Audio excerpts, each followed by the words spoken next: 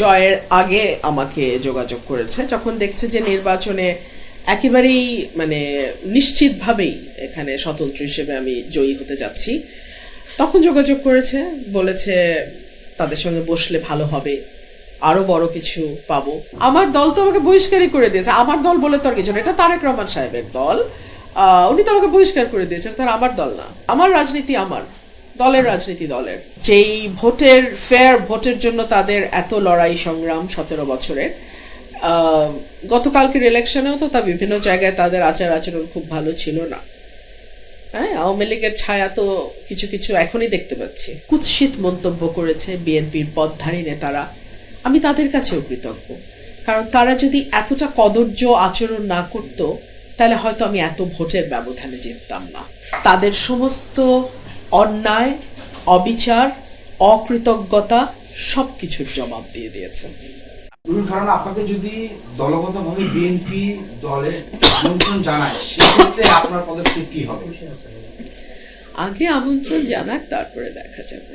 আমি শুভেচ্ছা জানাই যারাই ভালো ফলাফল করেছে, দল হোক ব্যক্তি হোক, যারাই ভালো ফলাফল করেছে, ডেফিনেটলি তাদের প্রতি আমার শুভেচ্ছা থাকবে এবং আশা করব প্রত্যেকেই তার অবস্থান থেকে তার শপথ অনুযায়ী তার যে দায়িত্ব এবং কর্তব্য সেটা তারা পালন করবে। ঘরের মেয়ে, আমি তো ঘরের মেয়ে হলাম ব্রাহ্মণবাড়িয়ার, আমি তো ঘরেই আছি। ঘরের মেয়ে তো বাইরে যায়নি। আমি যদি গিয়ে সিলেটে নির্বাচন করতাম তাহলে বলতেন ঘরের মেয়ে বাইরে গেছে। আমি ব্রাহ্মণবাড়িয়ার মেয়ে, আমি তো ব্রাহ্মণবাড়িয়াতেই আছি। আমার দল তো আমাকে বহিষ্কারই করে দিয়েছে। আমার দল বলে তো আর কিছু না, এটা তারেক রহমান সাহেবের দল। উনি তো আমাকে বহিষ্কার করে দিয়েছেন, তার আমার দল না। অভিমান শব্দটি অত্যন্ত দামি। এটা ভীষণ আপন মানুষ ছাড়া অভিমান হয় না। বিরক্তি থাকতে পারে, অসন্তুষ্ট থাকতে পারে, অভিমান কেন থাকবে? অভিমান খুব দামি শব্দ, এটা যেখানে সেখানে ব্যবহার করা যায় না। আর দলের ব্যাপারে আমার যেটা, হ্যাঁ, দলের আন্দোলন ছিল, সংগ্রাম ছিল ভোটের অধিকারের জন্য, আমাদের একটা ফ্রি ফেয়ার ইলেকশনের জন্য। সার্টেনলি সেই আন্দোলনে আমি শরিক ছিলাম, কিন্তু একই সঙ্গে দলের 18 মাসের কার্যক্রমে আমরা দেখেছি কি করে মানুষের কাছ থেকে পয়সা আদায় করা যায়, কি করে জুলুম করা যায়, কি করে জমি দখল করা যায়, ব্যবসা দখল করা যায়, বালুর ব্যবসা করা যায়, কি করে দুর্নীতি করে পয়সা কামানো যায়, কি করে র্যানসেকিং করা যায়, তদবিরবাজি করা যায়, কি করে চাঁদাবাজি করা যায়। এখন আপনি কি বলতে চান আমি ওগুলোরও সঙ্গী হব? তা তো নয় নিশ্চয়ই। সিম্পল, আমার রাজনীতি আমার দলের রাজনীতি দলের। আমি আশা করব তারা 2001 থেকে 2006 যে ভুলগুলো করেছে তার রিপিটেশন তাদের হবে না। গত 1.5 বছর তারা মানুষের উপরে যেই রকম একটা নানান রকম ভাবে মানুষকে তারা বিরক্ত করেছে, সেইটার পুনরাবৃত্তি হবে না, এইটুকুই আমার আশা থাকবে। এবং যেই ভোটের ফেয়ার ভোটের জন্য তাদের এত লড়াই সংগ্রাম 17 বছরের, গতকালকের ইলেকশনেও তো তা বিভিন্ন জায়গায় তাদের আচার আচরণ খুব ভালো ছিল না। হ্যাঁ, আওয়ামী লীগের ছায়া তো কিছু কিছু এখনই দেখতে পাচ্ছি। তো আশা করবো এগুলো কম হবে, থাকবে না। আমি আমার এলাকার সাধারণ মানুষের কাছে ভীষণভাবে ঋণী, আমি দায়বদ্ধ এবং আমার সমস্ত পরিকল্পনা এখন সরাইল আশুগঞ্জকে ঘিরে হবে। আমি যেটা করেছি আমি আমার দেশের জন্য করেছি, আমি দেশের মানুষের জন্য করেছি। 5ই আগস্টের আগে আপনি ভিডিও ফুটেজগুলো দেখবেন, একমাত্র নোন ফেস কোনো দল থেকে আপনি আমার চেহারা দেখেছেন। আমি 1 তারিখ, 2 তারিখ, 3 তারিখ, 4 তারিখ, 5 তারিখ 24 সাল অগস্ট মাস আমি মাঠে ছিলাম। এখনো ভিডিওগুলো আছে, সবার কাছে আছে।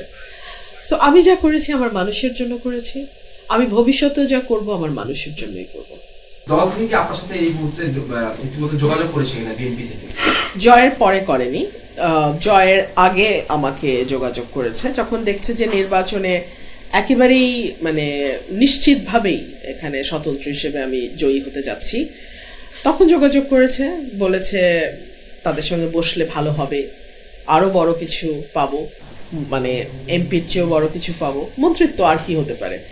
আমি না বলে দিয়েছি, আমি বলেছি 12 তারিখের পর যদি কথা হয় 12 তারিখের পর হবে। গতকালকে রাতেও দেখলাম কেউ কেউ ফোন দিয়েছে, হয়তো অভিনন্দন জানানোর জন্যই দিয়েছে, জানি না আমি, তবে সেই ব্যাপারে আসলে আমার কোনো আগ্রহ নাই।